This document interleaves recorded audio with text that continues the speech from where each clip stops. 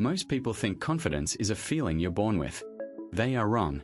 Confidence is not a feeling. It's a skill based on evidence. Your brain doesn't believe your affirmations. It believes your actions. In a world that's changing faster than ever, showing up powerfully is your only real security. Today, I'll show you the 5 science-backed techniques to reprogram your brain and build unshakable confidence that actually works in 2026. The confidence myth. Why faking it often backfires and makes you feel like an imposter. Confident roots come from competence, not bravado. The belief that you can fake certainty and fool the brain into believing you belong is a seductive shortcut, but evidence shows it often backfires. When you pretend, you send mixed signals. Your brain picks up the gap between how you present yourself and what you actually know or can do. That gap triggers subtle anxiety, more self-doubt, and a looming sense that you're wearing a costume rather than standing on solid ground. It's less a shield and more a leak in your own confidence pipeline. Think of your progress as an evidence folder. Each real achievement, no matter how small, gets tucked into that folder and becomes a tangible record of ability. When you skip the work and rely on a mask, the folder stays thin, and the brain keeps treating confidence as a one-time performance rather than a recurring, verifiable outcome. The brain loves data. It rewards repeated, genuine demonstrations of skill with easier access to calm, steady self-belief. Small wins are not decoration. They are the fuel that powers higher performance. The volume knob is your tool for honest self-regulation. Instead of dialing up certainty indiscriminately, adjust where your attention lands. If you're stepping into a tricky meeting, turn the knob toward clarity about what you know and what you need to learn. If you notice a wobble, shift from I must appear sure to I will demonstrate competence step by step. This subtle shift reduces cognitive load and lowers the risk of an imposter response. You don't fake strength. You grow it by aligning action with what's real in the moment. The inner spotlight should illuminate the task, not the self. When you direct attention outward to the work, you break the unhealthy feedback loop of self-criticism. Practice makes this easier. Start with a concrete goal and outline the first 3 authentic steps you can complete today. For example, instead of delivering a polished but hollow presentation, work on a brief domain-specific statement you can substantiate with one solid fact and a relevant example. Then practice delivering it aloud, preferably with feedback from a trusted colleague. Each verified improvement becomes another entry in the evidence folder. Small, repeatable steps are the most reliable engine of real self-esteem. Deliberate practice, focused, goal-driven, and with feedback, creates competence that the brain interprets as confidence. Acknowledge your progress aloud after each session. What you learned, what you improved, what you'll adjust next time. Track these micro-advances over days and weeks. The cumulative effect is a growing sense of mastery, not a fragile mask that can crack under pressure. If you stumble, treat the stumble as data, not a verdict. Note what failed, adjust the approach, and try again. The brain responds positively to evidence that you can learn and adapt. In real-world terms, replace pretend confidence with concrete preparation. Name the exact skill you're building, break it into small, doable tasks, collect feedback, and record the wins. This is how you build a resilient, lasting form of confidence. The kind that persists when the room grows quiet, when you face tougher questions, or when the outcome isn't guaranteed. Your confidence will become a companion rooted in demonstrated ability, not a costume you hope to wear. Technique 1. The evidence folder. How to collect small daily wins to prove your competence to your subconscious. Small wins are not small in impact. Your brain treats them as tangible evidence that you are capable, and that signal travels fast through the circuits that govern motivation and self-belief. The core idea is simple. Collect these signals, organize them, and revisit them until your subconscious rewrites the script from doubt to competence. The evidence folder is that organized reservoir you can flip open whenever the inner spotlight dims or the volume knob of confidence feels faint. Think of it as a portable ledger of proof your brain can trust. Set up a lightweight system you actually use. A simple notebook or a digital note is enough. Name it evidence folder and keep it accessible. Each day, log at least one concrete win. Your wins can be small actions, refined decisions, or steady progress toward a goal. Examples include finishing a task you started, responding well to feedback, or sticking to a plan for a period of time. The key is concreteness. Note what happened, what you did, and a brief line about why it matters for your competence. Don't chase perfection, chase consistency. The volume knob comes into play when you decide how loudly to amplify certain wins. Every few days, pick one win to spotlight more vividly in your notes. Link it to a sense of capability and resilience. A short cue such as "kept my promise to follow the process today" can serve as a reminder that you can reproduce reliable behavior. The inner spotlight should be trained to focus on what your brain can rely on. After you log a win, briefly visualize how that action demonstrates competence. You might picture your future self calmly handling a similar situation because you already proved you can handle it once. Pair that visualization with a factual sentence in your folder. "I completed the task within the allotted time and maintained quality." This isn't about fantasy, it's reframing. Each entry reinforces a neural pattern that the brain recognizes as useful and repeatable. The more you link actions to outcomes and outcomes to a sense of skill, the more your confidence solidifies as a habit rather than a reaction to mood. Make it a daily practice that feels light but deliberate. Spend a few minutes at the end of the day to review your folder.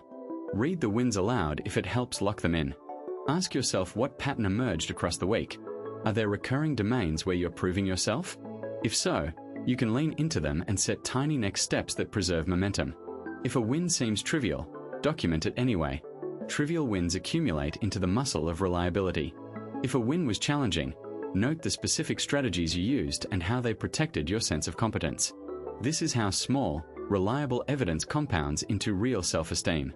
The brain treats repeated proof as data, not opinion, and this data shapes behavior more than hopeful thoughts alone. The evidence folder becomes a practical mechanism for translating intention into observable competence, and competence into lasting confidence. Technique 2. The spotlight shift. Moving focus from "how do I look" to "how can I help?" Breaking the cycle of self-consciousness. The spotlight shift is a real-time cognitive reframe that moves attention away from self-monitoring and toward tangible contribution in the moment. When you flip that switch, you notice problems differently, speak with more purpose, and act with greater steadiness. The inner spotlight becomes a tool you wield rather than a constant judge. The volume knob helps you lower the mental volume of self-critique and turn up awareness of others. Small wins are the fuel for the brain. In this framework, competence, doing helpful, effective things, feeds confidence more reliably than simply wishing for it. Before you step into a situation, set one concrete way you will contribute. It could be offering a precise clarification, delivering a brief summary, or proposing a practical next step. You adjust the inner spotlight by asking yourself what will move things forward for the group or the person you're with. The volume knob is gently turned toward a quieter, more curious mode of listening. During the interaction, you can enact micro-actions that feel manageable and real. Paraphrase what you heard to ensure understanding, pose a question that invites practical input, or volunteer a small but useful task. If self-doubt creeps in, bring attention back to the task at hand and toward the other person's needs rather than your reflection on how you're being perceived. The goal is to act with clarity, not to perform flawlessly. Afterward, open the evidence folder and write down 1 or 2 lines about what you did to be helpful. This could be as simple as summarize the main decisions to prevent back and forth, or ask a clarifying question that clarified next steps. Each note becomes a real signal to your brain that you can influence outcomes. The next time you find yourself in a similar moment, you'll have a ready template to lean on. The habit of collecting these small wins creates a chain of competence you can rely on. For example, in a team meeting you might note, "I paused to invite quieter voices and captured their input in the recap." In a one-on-one, you might record, "I listened actively, reflected back what mattered, and offered a concrete action." These entries are not trophies, they're evidence you can trust. Competence grows through repetition with meaning. Start in low-risk contexts. Help a friend plan a simple event, smooth a cluttered inbox, or explain a complex idea to someone new. Each successful instance reinforces the inner spotlight's orientation toward others and strengthens the volume knob's ability to dampen self-critical chatter. As you accumulate small wins, your brain begins to expect that helpful action is available and effective, which makes real confidence possible. You'll notice a shift in how you show up: steadier focus, more actionable contributions, less spiraling self-focus. Yet challenges appear. The urge to retreat into self-consciousness can be persistent, especially when attention feels crowded or stakes feel high. When that happens, return to the simplest possible micro-action. One clear question, one small offer to help, one accurate summary. Practice in moments that require less risk first, then gradually increase the complexity of your helping behaviors. Role-playing with a trusted friend or colleague can also strengthen this muscle without real-world pressure, letting you rehearse the sequence of noticing, deciding, and acting. Over time, the evidence folder fills with tangible demonstrations of competence, and that pile becomes your self-belief's ballast. The pattern is straightforward. Repeat helpful actions, observe the outcomes, and let the brain learn that service is a reliable route to confidence. Technique 3. Cognitive reframing. Turning "what if I fail" into "what will I learn?" Changing the brain's threat response. Cognitive reframing reshapes how the brain interprets threat. When you shift from "what if I fail" to "what will I learn?", emotional arousal tends to drop and cognitive control tends to rise. Neuroscience suggests that reappraisal engages the prefrontal cortex to modulate the amygdala's threat signals, making it easier to stay curious and take action instead of freezing. The shift feels like dialing down fear while turning up evidence of progress. In practice, this is not a vague mindset trick. It's a retraining of how the brain interprets risk. To apply this, start by catching the automatic thought. The phrase "what if I fail" arrives as a trigger, and you name it without judgment. Then pull up evidence for and against the threat, past rehearsals that went well, the skills you've practiced, the support network you can lean on. This is where the volume knob comes in. You deliberately lower the threat signal and raise the signal for learning. Reframe into a learning question. What will I learn? You specify a concrete learning objective for the moment, such as improving pace, clarity, or handling questions. The inner spotlight shifts to your competence and the steps you can take, not to a perfect outcome. Keep track with the evidence folder. It stores brief notes of small wins, a smoother delivery, a clearer slide, a helpful bit of feedback. Each item acts as micro-proof that competence is growing. When a new challenge arises, consult the folder to remind yourself of what you've learned and what you can test next. Small wins are the fuel for the brain. They reinforce effort and curiosity, creating momentum that compounds over time. Use the volume knob again by dialing down worst-case scenarios and increasing structured, low-risk practice. Let the inner spotlight guide you toward progress, not perfection, so you see actionable steps rather than setbacks. A practical daily routine can look like this. After a challenging task, jot one sentence that captures the learning objective and the first test you'll run. Before a high-stakes moment, rehearse the reframing aloud, keeping the focus on learning rather than doom. Create a tiny experiment you can complete within a day and drop the result into the evidence folder. Review that folder weekly to notice how your competence is stacking up and to plan the next microstep. In real-world settings, anchor on the learning goal rather than the outcome. As competence grows, confidence follows. The brain starts to expect successful learning, and the inner spotlight shines brighter, inviting more challenges instead of retreat. Technique 4. Progressive exposure. Stepping outside your comfort zone in microdoses to expand your safe zone. Progressive exposure relies on the brain learning through controlled challenges in real life. It involves stepping a little beyond what feels safe, then returning to baseline with evidence of competence. Each micro-challenge becomes data the brain can use. The evidence folder grows thicker as you collect small wins. The volume knob lets you calibrate how big those challenges are in real time. You start by turning the dial just a notch and you watch for tiny signals of mastery. The inner spotlight is trained to focus on progress, not fear. Start with mapping your current comfort zone. List situations that spark mild unease rather than full-blown panic. Give each scenario a number from 0 to 10 for how uncomfortable it feels. This is not a test, it's a navigation chart. Then design microdose exposures that sit at or just beyond your current score. Aim for tasks you can complete in a short window, 5 to 10 minutes, or a single brief interaction. For example, ask a colleague for a 2-minute opinion on a project, say hello to a neighbor you don't know well, or contribute a 1-minute update in a small meeting. The goal is to prove to your brain that you can handle a bit more without being overwhelmed. Use the volume knob to pace yourself. Start at a level that's clearly doable but slightly outside your comfort zone. Then increase the intensity or duration by small increments as weekly progress becomes evident. Cadence matters. Schedule 3 micro-exposures per week and bank 1 additional challenge every 2 weeks if you're thriving. Before each step, set a concrete target. What you'll do, how long you'll do it, and what counts as a successful outcome. Afterward, log the experience. The evidence folder should contain notes on what happened, what you observed about your performance, and any data you can gather, heart rate changes, time to complete, the quality of your interaction. This is not bragging. It's data that the brain can use to recalibrate its safety signals. The inner spotlight shifts from self-critique to evidence of capability. During the exposure, Narrate actions rather than feelings. Focus on concrete cues: your posture, the clarity of your message, the responsiveness of the other person.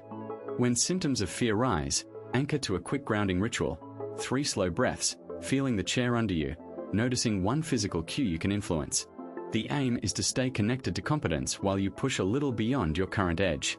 If you stumble, pause, learn, and log what worked and what didn't. The brain loves progress, not perfection. Small deviations become useful information about what to adjust next.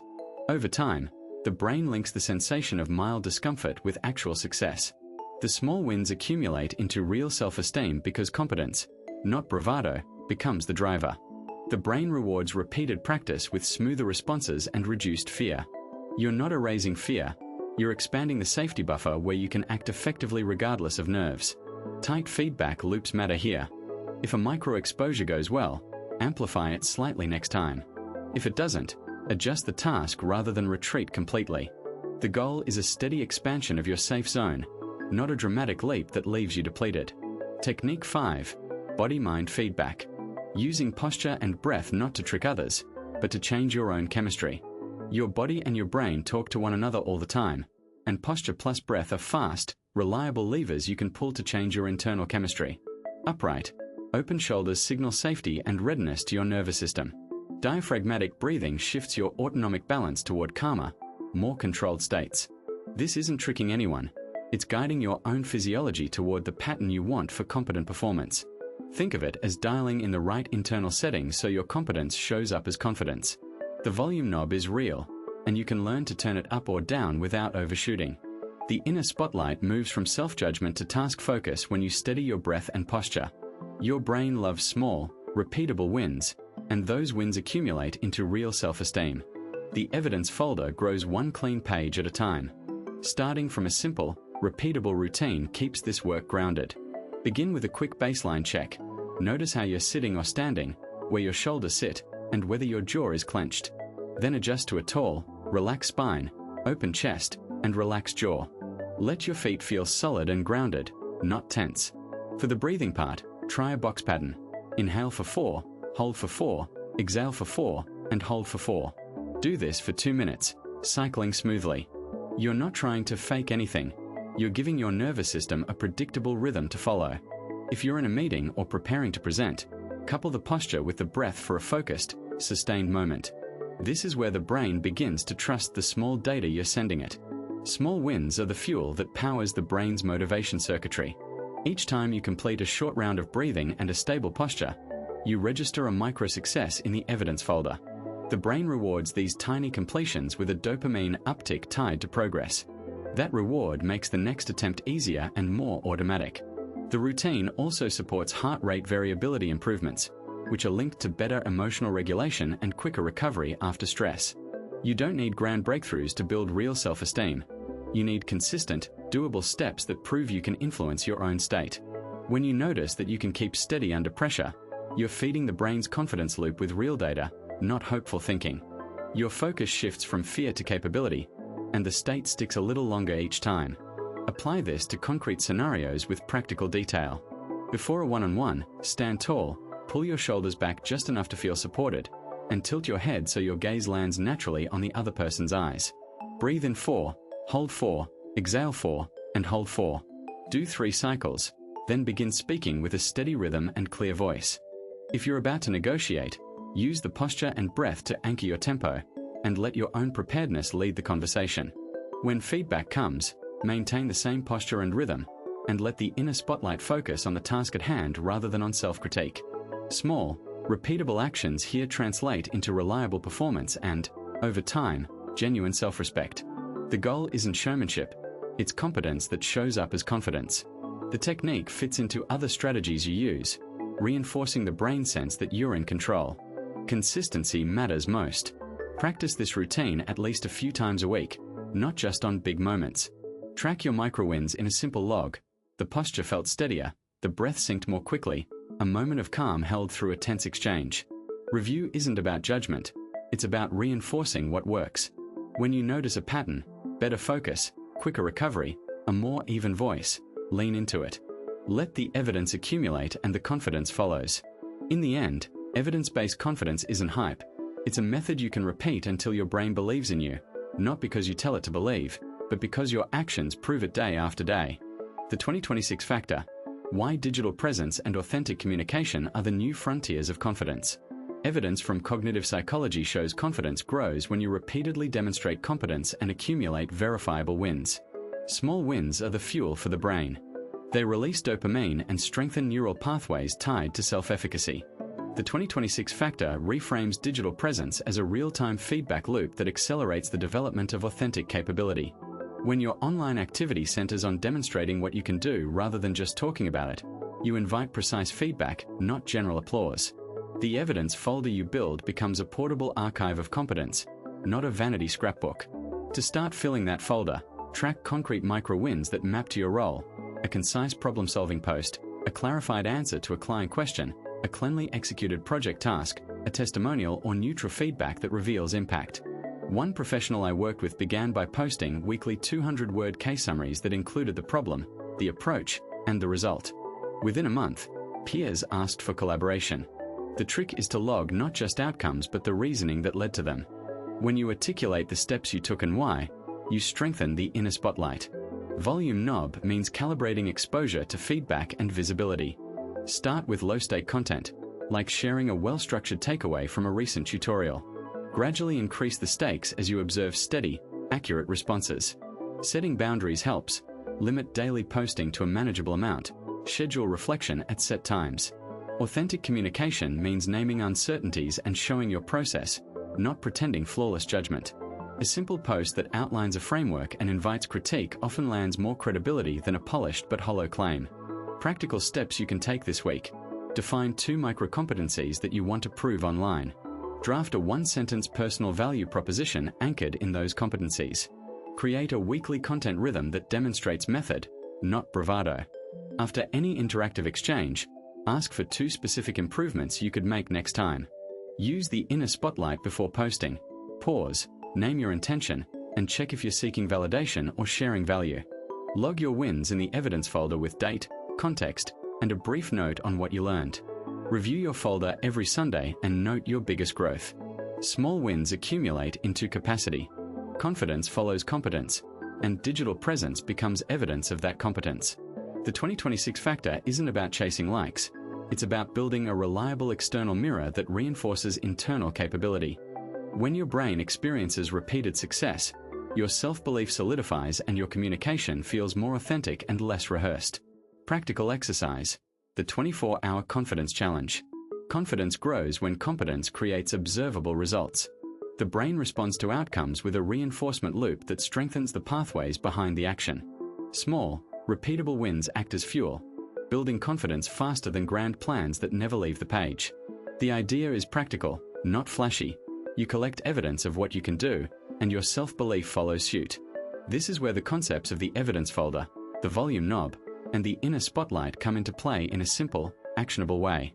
First, pick a real but doable challenge that can be completed within 24 hours. It should have a clear result you can point to, a specific metric you can verify, and a boundary that prevents drift. For example, deliver a short 3-minute update to a small team, draft a complete response to a tough email, or run a focused 15-minute workout and log the session. The key is specificity. Avoid vagueness.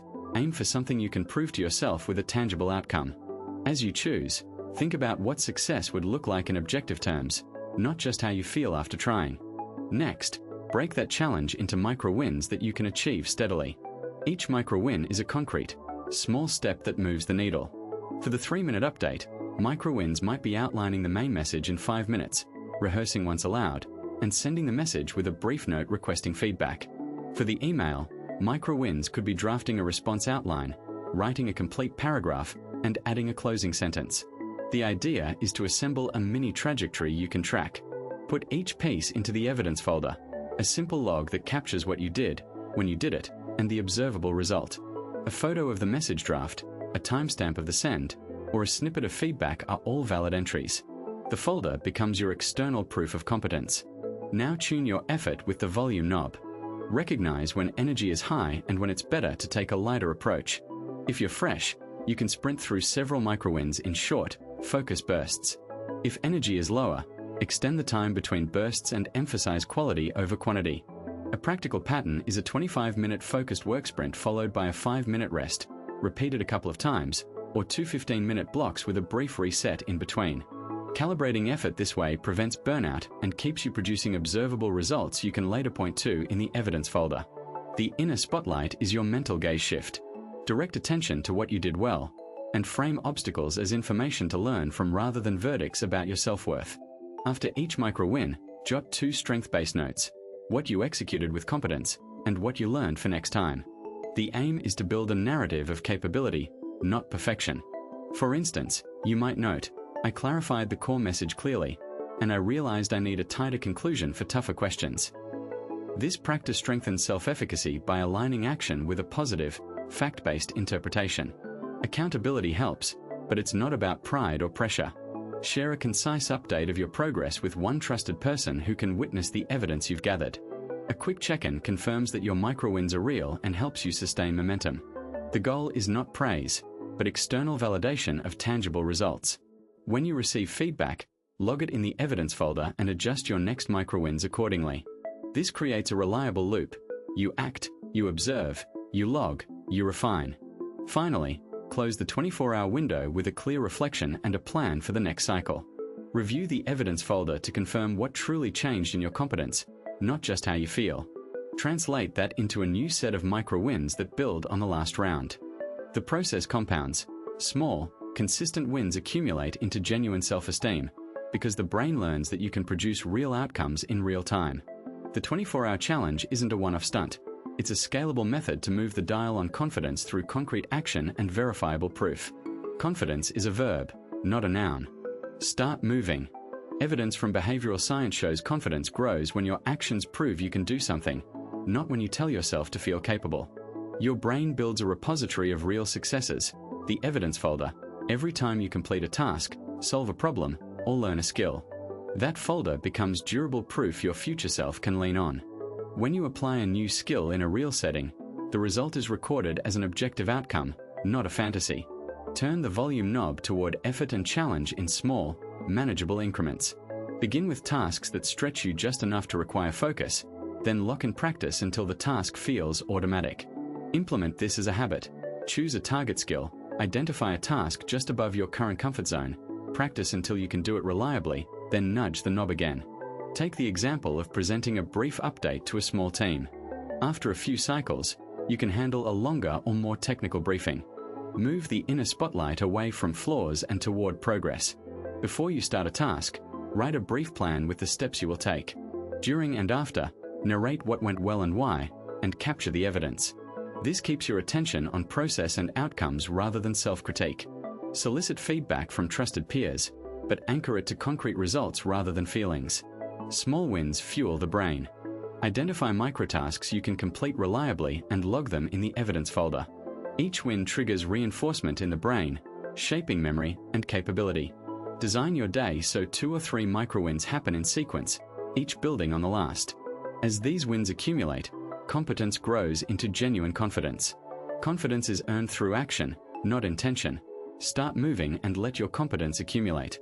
Confidence isn't a fixed trait you either have or you don't.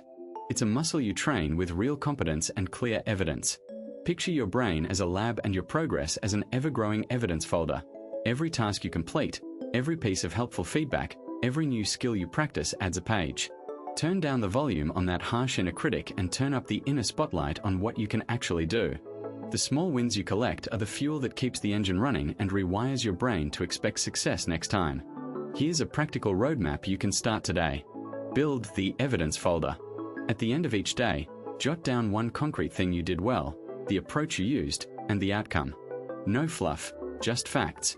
This becomes your personal record of competence. Turn the volume knob. When you hear a negative thought like "I'm not ready," pause for a couple of seconds, then replace it with a factual counterpoint. I prepared X, I can adjust Y, and I'm moving forward. Light the inner spotlight.